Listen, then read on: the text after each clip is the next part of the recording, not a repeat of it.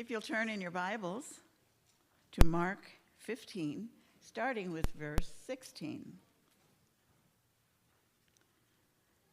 And the soldiers led him away inside the palace, that is, the governor's headquarters. And they called together the whole battalion, and they clothed him in a purple cloak, and twisting together a crown of thorns, they put it on him. And they began to salute him, "Hail, King of the Jews!" And they were striking his head with a reed, and spitting on him, and kneeling down in homage to him. And when they had mocked him, they stripped him of the purple cloak, and put his own clothes on him. And then they led him out to crucify him. And they compelled a passerby, Simon of Cyrene, who was coming in from the country, the father of Alexander and Rufus, to carry his cross. And they brought him to the place called Golgotha, which means place of a skull. And they offered him wine mixed with myrrh, but he did not take it. And they crucified him and divided his garments among them, casting lots for them to decide which each should take. And it was the third hour when they crucified him. And the inscription of the charge against him read, "The King of the Jews." And with him they crucified two robbers, one on his right and one on his left. And those who passed by derided him, wagging their heads and saying, "Aha, who would destroy the temple? You who would destroy the temple and rebuild it in 3 days. Save yourself and come down from the cross." So also the chief priests with the scribes mocked him to one another, saying, "He saved others, he cannot save himself. Let the Christ, the King of Israel, come down now from the cross, that we may see him and believe." Those who were crucified with him also reviled him. And when the 6th hour had come, there was darkness over the whole land until the 9th hour. And at the 9th hour, Jesus cried with a loud voice, "Eloi, Eloi, lama sabachthani," which means, my God, why have you forsaken me?" And some of the bystanders, hearing it, said, "Behold, he is calling Elijah." And someone ran and filled a sponge with sour wine, put it on a reed, and gave it to him to drink, saying, "Wait, let us see whether Elijah will come to take him down." And Jesus uttered a loud cry and breathed his last. And the curtain of the temple was torn in two from top to bottom. And when the centurion who stood facing him saw that in this way he breathed his last, he said, "Truly, this man was the Son of God."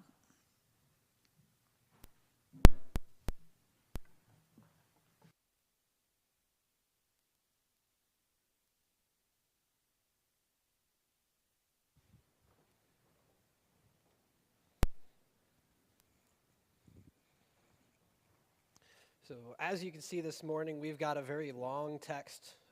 It's also a very heavy text as we get to the death of Jesus.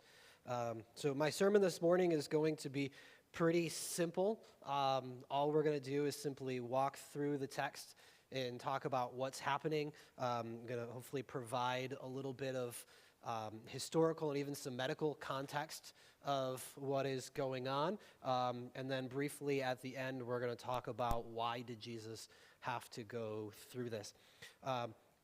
So we began this morning in verse 16. I want to actually back up and read the second half of verse 15 that we closed with 2 weeks ago. It should have been, or because I wasn't here last week. But the end of verse 15 says, "Having scourged Jesus, they delivered him to be crucified."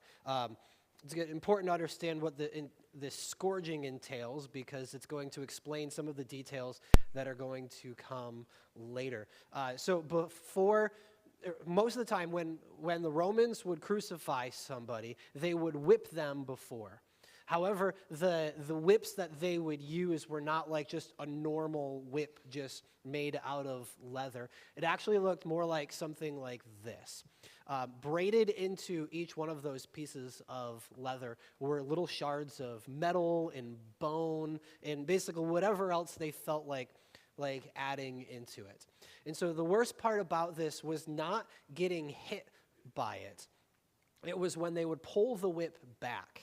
Because as they would strike somebody across, they would like literally have them kind of bent over and whip them across the back, and that would dig into the flesh. And then when they'd pull back, it would peel the flesh off of their skin, sometimes so bad it would literally expose the organs inside of their body.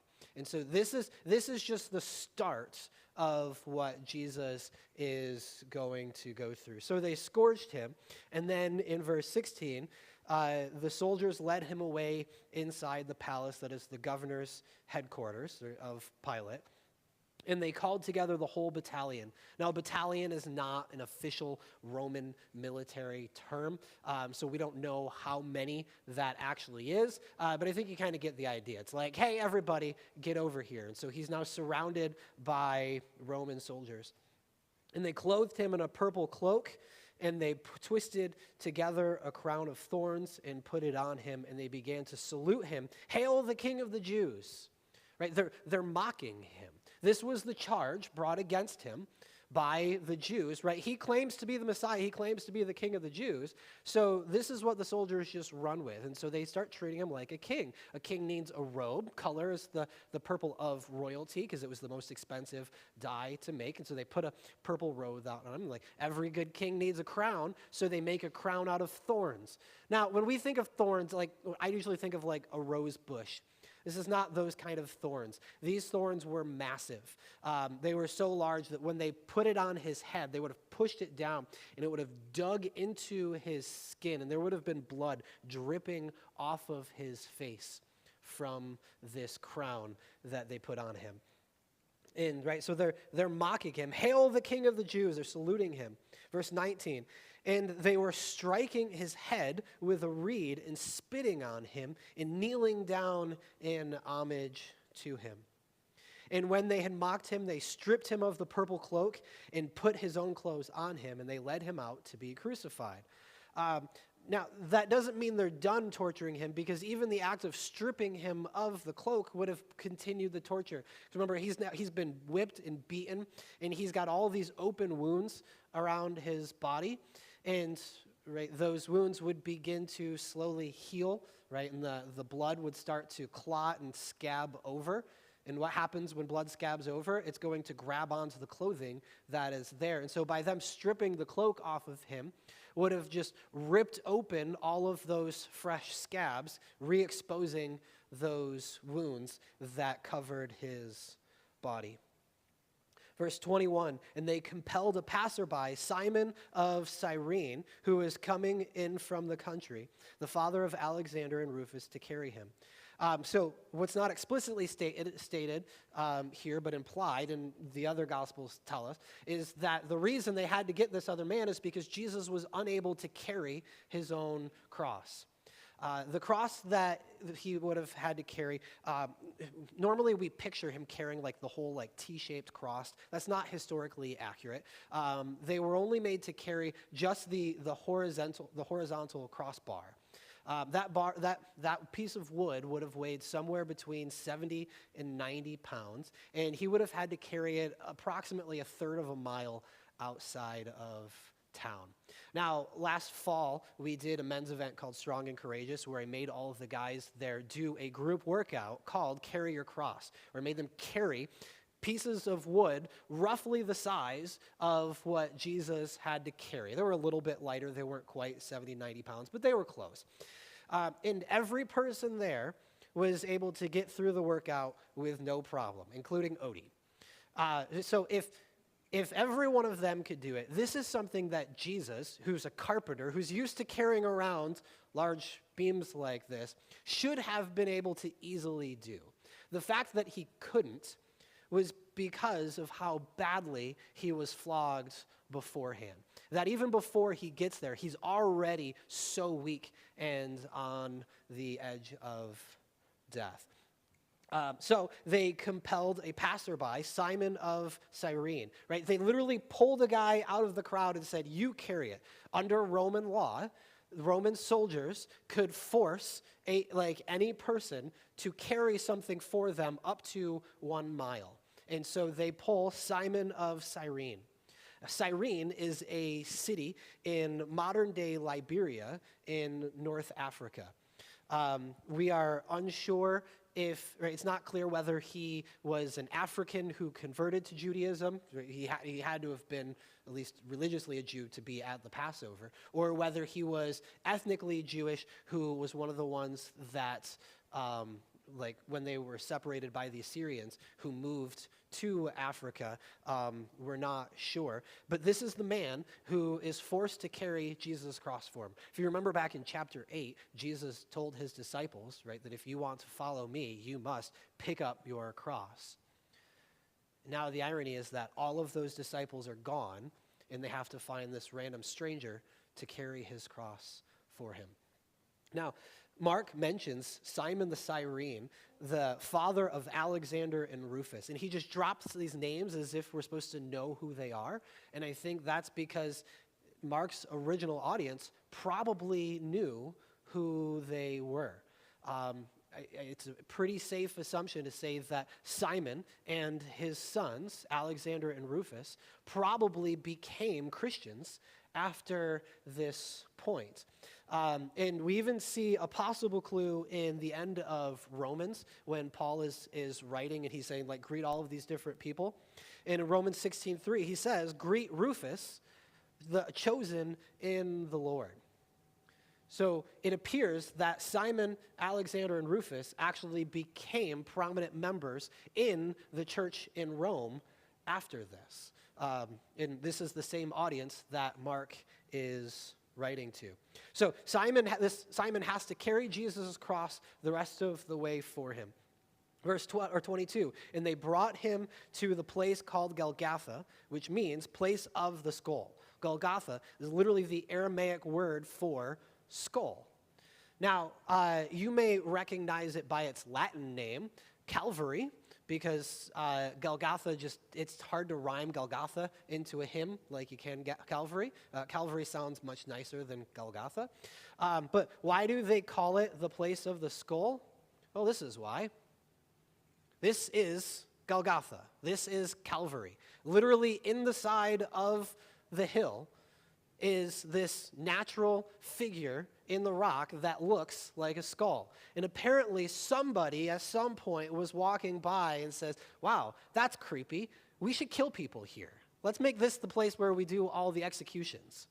And so this is literally what Jesus would have been standing directly in front of when he was crucified. Today, if you were to go to Jerusalem and you just walk right outside the city and you'll see this, it's actually an Arab bus station now, is the location where Jesus was crucified. But that is the actual site of Golgotha. That is the skull that it is referring to.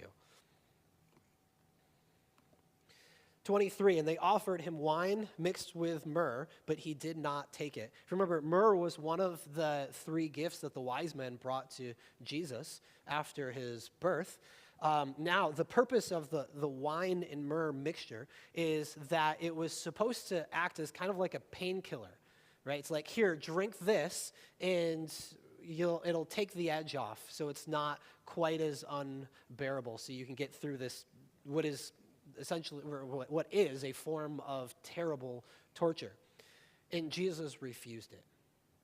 It's essentially Jesus saying, if I'm going to have to face this, I'm going to feel every bit of pain, right? This is what he had to go through, that if I'm going to take the sins of the world, I don't want anything to dull the pain. I want to feel all of it. Verse 24, and they crucified him.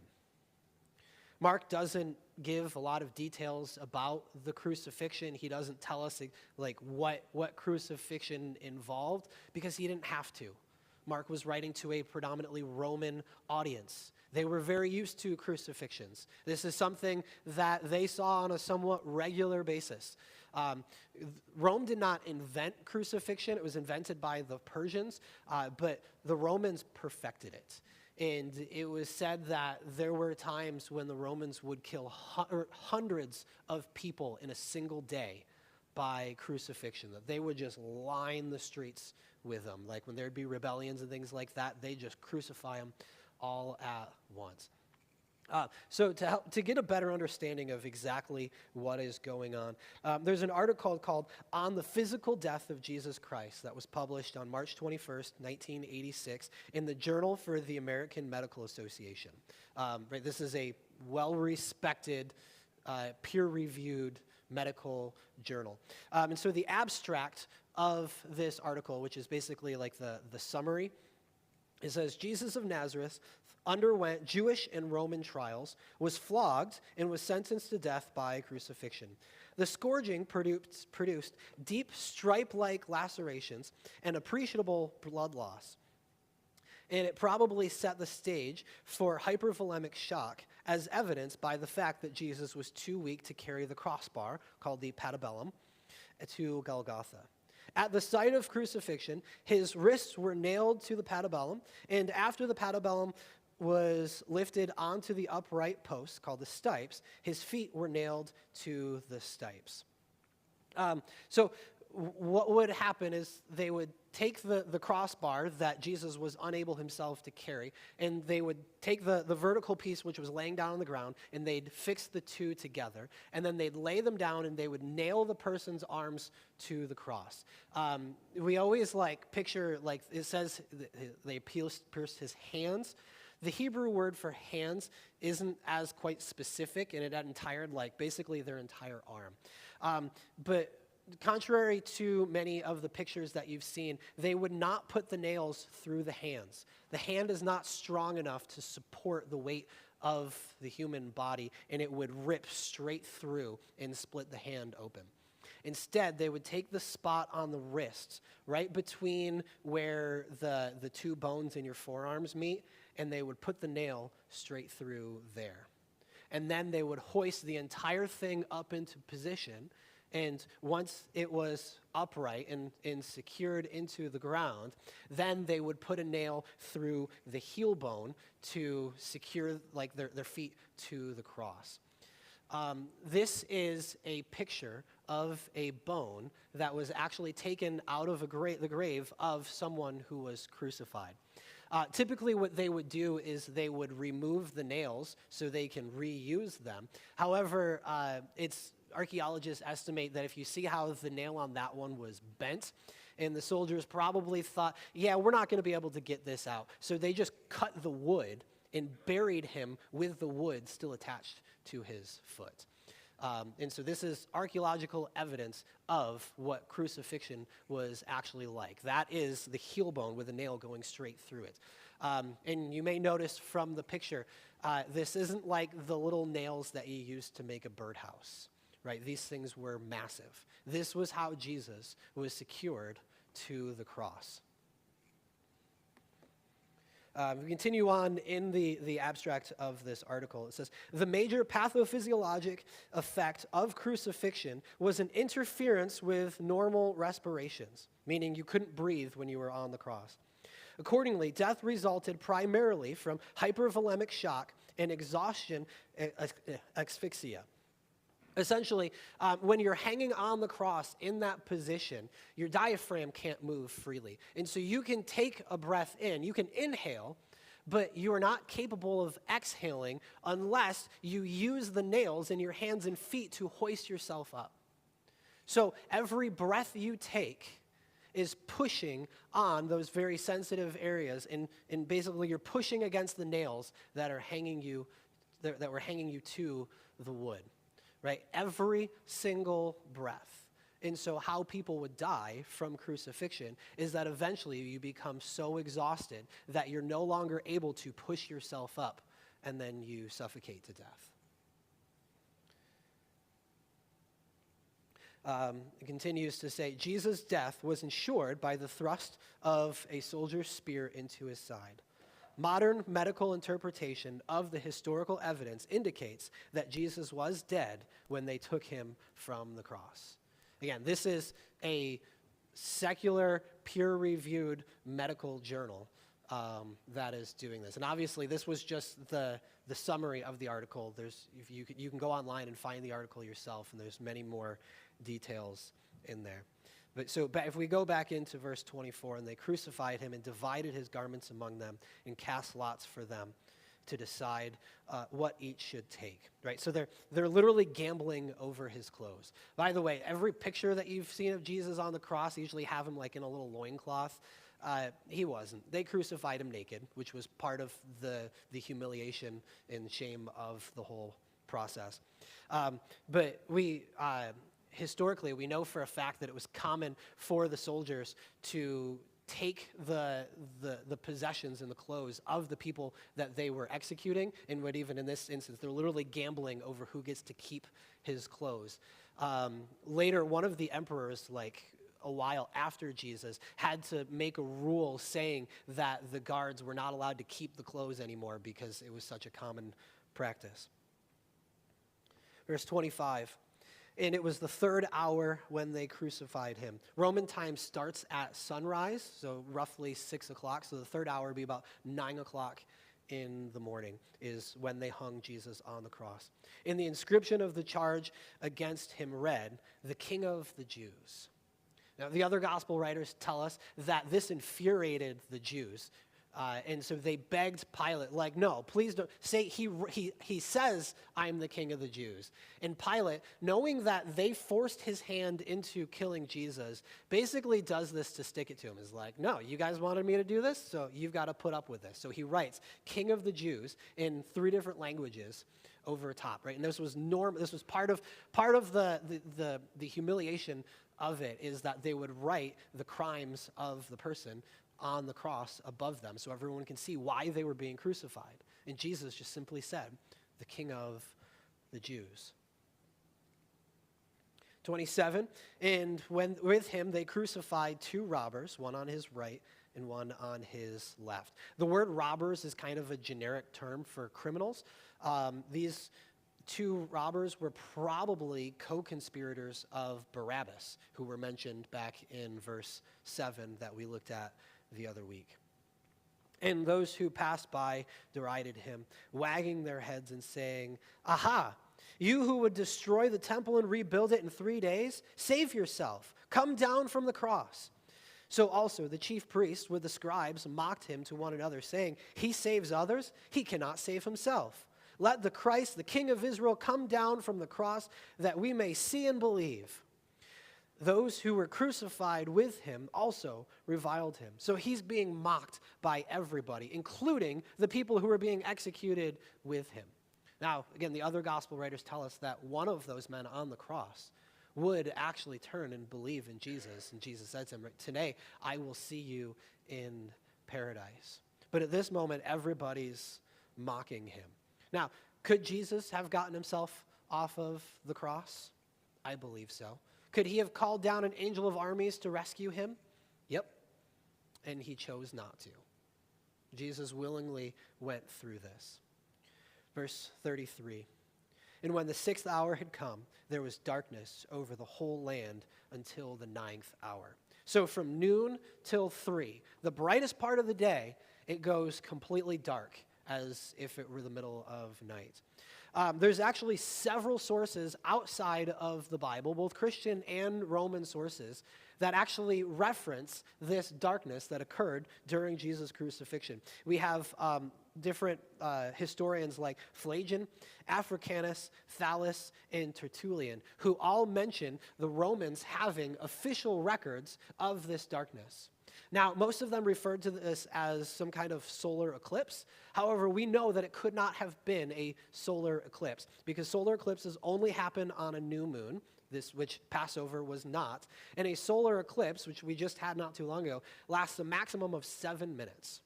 This lasted 3 hours. This was not a solar eclipse. This was not any kind of natural phenomenon. What this darkness was God judging sin. We saw the same thing happen in the book of Exodus when God was pouring out the plagues onto the Egyptians. We see it happen again in the book of Revelation during the bowl judgments, which, shameless plug, you can come tonight to the deep end at 6 o'clock and we'll talk more about that. Right? But the darkness was literally God turning his back on his son as he was judging the sins of the world. Verse 34, and at the 9th hour, Jesus cried out with a loud voice, Eloi, Eloi, lema sabachthani, which is Aramaic, which means, my God, why have you forsaken me? And some of the bystanders heard it, hearing it, and said, behold, he is calling Elijah. Now, this is understandable, considering how similar the Aramaic or Hebrew words for Eloi and Elijah would have sounded, and the fact that Jesus probably wasn't speaking very clearly while he was hanging on a cross and unable to breathe. And so the Jews had this kind of superstition where they believed that if you called on the name of Elijah during a time of trouble, that Elijah would come and help you through it. Similar to how some people have like superstitions that like if you pray to certain saints, like they'll come and help you. And so that's what they thought he was doing.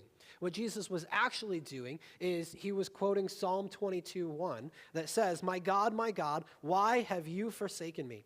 Why are you so far from saving me from the words of my groaning? Jesus is using the words of the psalmist written 1,000 years earlier to express the agony that he was going through as his heavenly Father was turning his back on him.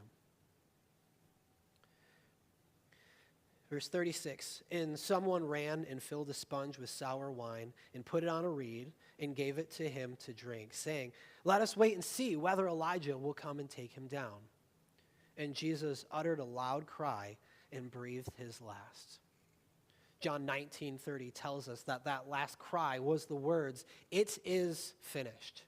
Right, this plan as to why Jesus had come, right, going all the way back to the fall in the garden when we see that first promise of the snake crusher, right, that God's entire plan for how he was going to rescue humanity was completed in that moment as Jesus breathed out his last and died. Crucifixion normally took a long time, right? Like it took an average of 3 days to kill somebody in this manner. There are reports of some people lasting as long as 7 days. Jesus was dead in 6 hours. I think partially explainable by the torture that he went through beforehand and how weak he was. But also John 10:18, Jesus says, no one takes my life from me. I lay it down on my own accord. That Jesus died when he was ready to. That it was time to complete his mission. That the sins of the world at that moment had been placed on him. And he died. Verse 38 seems kind of like an abrupt interruption to the story. But it says, and the curtain in the temple was torn in two from top to bottom. Now, it says was torn, implying that it did not tear itself. Somebody or something had to have torn the curtain. The problem is that this curtain in the temple that's being referred to was 60 feet tall and as thick as a human hand. Nothing's going to just reach up and tear that curtain. So who or what tore it? God did, right? He ripped it all the way from the top down to the bottom. And this is very significant because that curtain represented a separation between man and God.